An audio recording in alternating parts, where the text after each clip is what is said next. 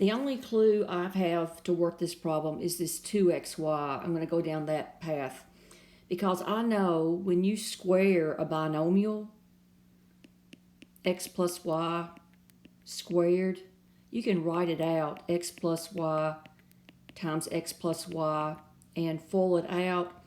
Or if you use a shortcut, the formula is take this first term and square it, copy down that sign, multiply these two together, x times y, and then always double it. So that would be x times y is xy, times 2 is 2xy, and then square your last term, which is y squared. The last term's always positive.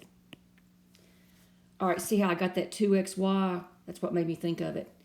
Now, if you square the other side, you get a squared.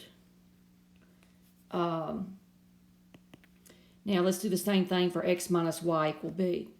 Let's do x minus y squared, and that's x squared minus 2xy, I'm using the same formula as before, plus y squared equals b squared.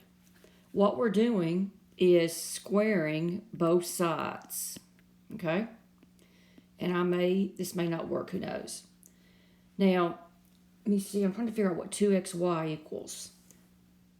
Well, I could add these two equations together and see what happens, but if I was to add these two together, these two would cancel out. So let's subtract them instead, because I'm trying to figure out what is 2xy. I'm just stacking these two equations on top of each other.